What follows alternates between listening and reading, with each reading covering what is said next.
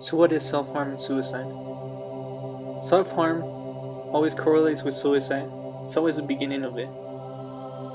Self-harm doesn't always have to deal with people cutting themselves or always cutting themselves, of course.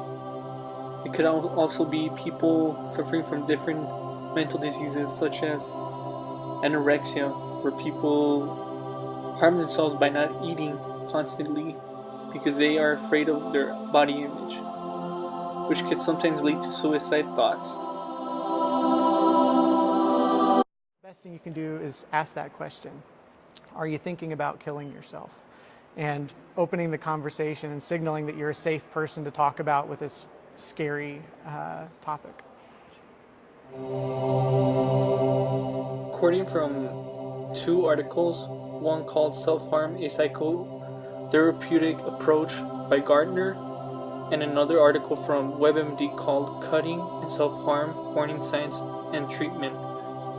Those two have shown statistics of self-harm and suicide, which are each year 1 in 5 females and 1 in 7 males engage in self-injury. 90% of people who are engaged in self-harm begin during their teen or pre-adolescent years. Nearly 50% of those who engage in self-injury activities have been sexually abused. About 50% of those who engage in self-mutilation begin around age 14 and carry on into their 20s. Roughly 800,000 people commit suicide every year, along with many more suicide attempts. Suicide is the highest leading cause of death for people 15 to 29 years old. According to the article Timberline, Knowles, and WebMD, it is said that the major factors for the environmental and psychological factors that influence self-harm and suicide can be easily be hidden from other people, and they won't know the signs of it until it gets to the point where things get out of control. Self-harming can also be a symptom for a mental problem, going for depression, anxiety, borderline personality disorder, bipolar disorder to schizophrenia. Sometimes as simple as distortion in emotional stability can be the biggest effect on someone's mental state part of them. Depression. Major depression affects people both physically and psychologically. It can cause painful body aches and impairs the victim's ability to see cognitive solutions. This distortion of cognition causes people who commit suicide to believe the world would be a better place without them.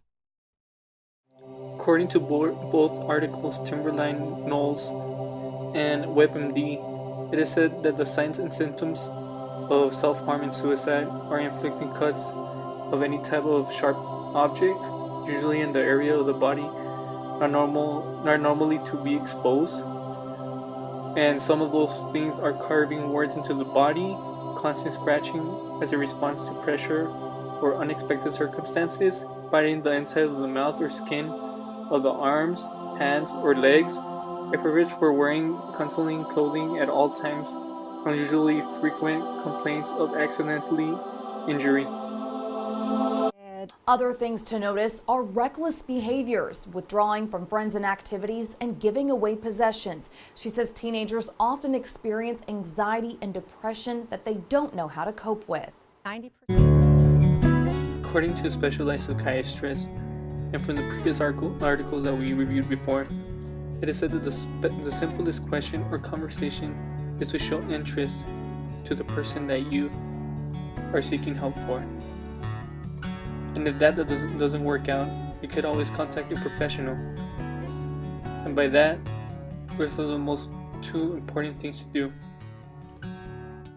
But what if we actually centered our care around making them co-experts and helping engage them around basically empowering them to believe that they can take care of themselves and their life is worth something? Remember, if someone seeks help or needs it, feel free to contact National Suicide Prevention Lifeline at 1-800-273-TALK.